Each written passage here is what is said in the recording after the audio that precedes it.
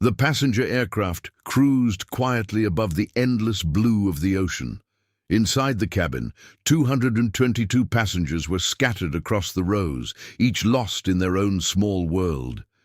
Some watched movies on the seat screens, others read books, and a few passengers simply gazed out the windows at the clouds drifting by.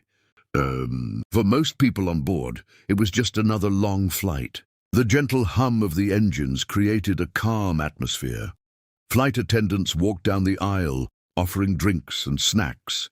A child near the back laughed while playing a game on a tablet, while an elderly couple in the middle seats quietly held hands. Everything felt normal, but inside the cockpit, the mood suddenly changed.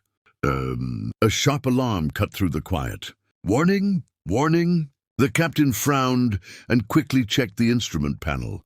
A flashing red light appeared on the control display. The aircraft suddenly shook as if it had hit rough air. "What was that?" the co-pilot asked, glancing at the screens. Before the captain could respond, another alarm sounded. The plane dipped slightly, causing a few passengers to look up in confusion. The captain grabbed the control column firmly. "We're losing control response," he said quietly. The co-pilot quickly checked the system readings. Several indicators were flickering, and one of the flight control systems had stopped responding. "That can't be right," the co-pilot muttered while pressing buttons on the console. Another warning sound echoed through the cockpit. The aircraft suddenly dropped several hundred feet. Inside the cabin, gasps spread among the passengers. Drinks spilled onto tray tables as the plane shook again. A flight attendant grabbed the nearest seat for balance. "Ladies and gentlemen, please remain seated and fasten your seatbelts," she announced quickly, trying to keep her voice calm. But the tension in her tone was impossible to hide. In the cockpit, the captain pulled gently on the controls, but the plane responded slowly. "We're descending too fast," the co-pilot said, staring at the altitude indicator. The captain attempted to stabilize the aircraft, but the nose kept drifting downward. "How bad is it?" the co-pilot asked. The captain took a deep breath. "We may have lost part of the flight control system." The words hung in the air for a moment. Outside the cockpit windows, the sky stretched endlessly, but far below, the vast ocean waited. Back in the cabin, passengers had begun to notice something was wrong. The plane was no longer flying smoothly. It felt heavy, like it was being pulled downward. A young woman near the window pressed her face to the glass. The ocean looked closer than before. Across the aisle, a man nervously checked the flight map on his seat screen. The altitude number was dropping. "Is this normal?" someone whispered. Another sudden jolt shook the plane, stronger than before. A baby started crying near the front rows. Flight attendants quickly moved down the aisle, reminding everyone to keep their seatbelts fastened. But even they could feel the fear building. Inside the cockpit, the co-pilot grabbed the radio microphone. "Control, this is Flight 782, he said. "We are experiencing a control issue and rapid descent." Static answered him. He tried again. "Control, do you copy?" More static. The captain's eyes moved quickly between the instruments. Altitude was falling faster now. "Try another frequency," the captain said. The co-pilot adjusted the radio and called again. Nothing. The aircraft shuddered violently as another warning alarm filled the cockpit. "Stall warning." The captain pushed the controls carefully, trying to keep the aircraft stable. But the plane continued dropping. Back in the cabin, passengers could clearly feel the descent now. The engines sounded different, louder, strained. A flight attendant hurried toward the cockpit, her face pale. "What's happening?" she asked quietly. The co-pilot turned toward her. "We're working on it. Please return to your seat." She nodded and quickly walked back down the aisle, forcing herself to remain calm as passengers looked at her with worried expressions.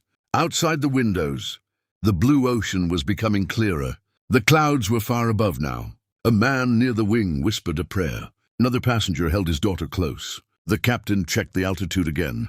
10,000 feet, he said. The co-pilot swallowed hard. "At this rate, we'll hit the water in less than a minute." The captain tried the radio himself.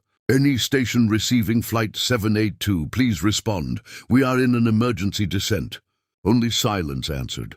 For a moment, the cockpit felt unbearably quiet except for the alarms. Then another warning sounded. The aircraft dropped again. Passengers screamed as the plane tilted sharply. Overhead, bins rattled and luggage shifted inside. The flight attendants strapped themselves into the nearest jump seats. The captain stared straight ahead, focusing on the horizon. "How much time?" he asked. The co-pilot glanced at the rapidly falling altitude. 30 seconds, maybe less." The words felt unreal. 30 seconds. In the cabin, some passengers had begun to cry. Others closed their eyes. The ocean now filled the windows like a giant dark mirror. The aircraft continued rushing downward. Inside the cockpit, the captain kept his hands steady on the controls, refusing to give up. "Come on," he whispered. The radio suddenly crackled. Both pilots froze. At first it was just static. Then a calm, steady voice came through the speaker. "Flight 782, this is Control. We have your aircraft on radar." The captain grabbed the radio instantly. "Control, this is Flight 782. We are in an uncontrolled descent." The voice replied calmly, without panic. "We see you. Listen carefully. You have very little time." The captain and co-pilot exchanged a quick glance. For the first time since the alarms began, a small spark of hope appeared. The voice continued. D through the radio. "Follow my instructions exactly." The aircraft was still diving toward the ocean, but now someone was guiding them. The cockpit was filled with the loud beeping of alarms and the heavy roar of the engines. The ocean below was rushing closer every second, its dark blue surface now clearly visible through the windshield. But now a calm voice was coming through the radio. "Flight 782, listen carefully. You still have a chance," the voice said steadily. The captain grabbed the microphone tightly. His heart was pounding, but he forced himself to stay focused. "This is Flight 782, he replied. "We've lost most control responses and we're descending fast." "I understand," the voice answered calmly. "My name is Daniel from Oceanic Control Radar. I can see your aircraft clearly. Follow my instructions exactly." The co-pilot quickly glanced at the altitude display. 8,000 feet, he said nervously. Inside the cabin, the passengers felt the aircraft shaking violently. Some people were crying, others were whispering prayers. A few passengers stared out of the windows, watching the ocean grow larger beneath them.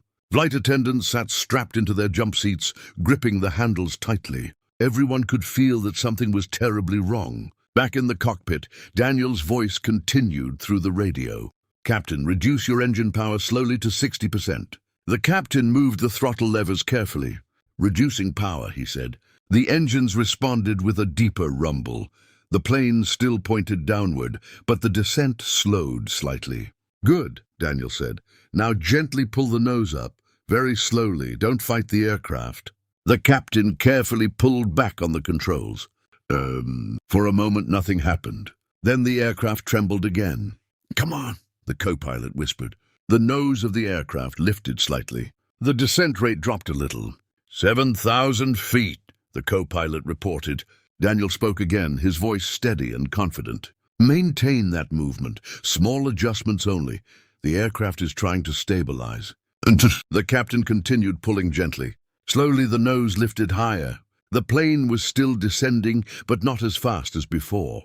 In the passenger cabin, people noticed the change. The terrifying drop had turned into a slower glide. A woman near the wing looked out the window again. "We're not falling as fast," she whispered. Hope began to spread through the cabin. Passengers looked at each other, unsure but relieved. Back in the cockpit, sweat ran down the captain's forehead. The ocean was now frighteningly close. 6,000 feet, the co-pilot said. The captain spoke into the radio again. "Control, we're still losing altitude." "I know," Daniel replied calmly, "but you're slowing the descent. Keep the nose steady." Another alarm sounded briefly, but then faded. The aircraft shook again, but this time it didn't drop sharply. 5,000 feet, the co-pilot said. Daniel spoke again. "Captain, increase power slightly, just 10%. The captain pushed the throttles forward carefully. The engines roared louder. The aircraft responded. For the first time since the emergency began, the plane stopped dropping rapidly. The descent slowed to a controlled glide. 4,000 feet, the co-pilot said, surprise in his voice. Inside the cabin, passengers could feel the difference clearly now. The shaking was less violent. Some people began to cry with relief. A man in the middle row whispered, "We might make it." In the cockpit, the captain stayed completely focused. "What's our altitude trend?" he asked. The co-pilot stared at the display. 3,800, slowing. Daniel's voice returned. "Excellent. Now hold that angle. Do not overcorrect." The captain kept his hands steady. The aircraft continued gliding forward, just above the ocean. 3,500 feet, the co-pilot said. For the first time in several minutes, the altitude number stopped falling quickly. The plane was stabilizing. The captain let out a breath he didn't realize he had been holding. "Control, we're leveling out." "I see it," Daniel replied. "You're doing great." The co-pilot looked at the captain with disbelief. "We're actually recovering." But the situation wasn't over yet. The aircraft was still far from any airport. Daniel continued speaking through the radio. "Flight 782, there's an airport about 80 miles north of your position. I'm going to guide you there." The captain nodded, even though Daniel couldn't see him. "Understood." Inside the passenger cabin, a flight attendant carefully picked up the intercom microphone. Her voice was still shaky, but there was hope in it now. "Ladies and gentlemen, the pilots are working with air traffic control. The aircraft is stabilizing." Passengers listened closely. "Please remain seated with your seatbelts fastened." Some people began clapping softly. Others wiped tears from their eyes. The terrifying fall toward the ocean had stopped. Back in the cockpit, the aircraft was now flying just above the clouds again. "Altitude holding at 4,000 feet, the co-pilot said. Daniel's voice returned. "Turn your heading 5 degrees left." The captain adjusted the controls. The aircraft slowly changed direction. "Good," Daniel said. "You're now heading toward the runway." Minutes passed slowly, but the plane continued flying steadily. The captain could finally breathe normally again, he said quietly. "You saved us back there." Daniel paused for a moment before answering. "You saved yourselves, Captain. I just helped guide you." As the aircraft approached land, emergency vehicles were already waiting near the runway. Fire trucks and ambulances lined both sides of the landing strip. Passengers inside the cabin could see the lights flashing below. The captain prepared the aircraft for landing. "Landing gear down," the co-pilot confirmed. The wheels locked into place. The runway stretched out ahead of them. The entire aircraft felt silent as everyone waited. The captain gently lowered the plane. The wheels touched the runway. For a brief moment there was silence. Then the aircraft rolled safely along the ground. Cheers exploded throughout the cabin. Passengers clapped, cried, and hugged each other. The plane finally came to a stop.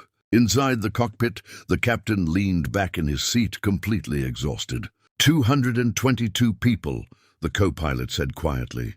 "Alive," the captain replied. Over the radio, Daniel spoke one last time.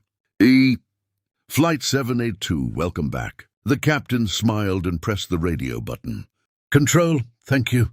Outside the aircraft, emergency crews surrounded the plane.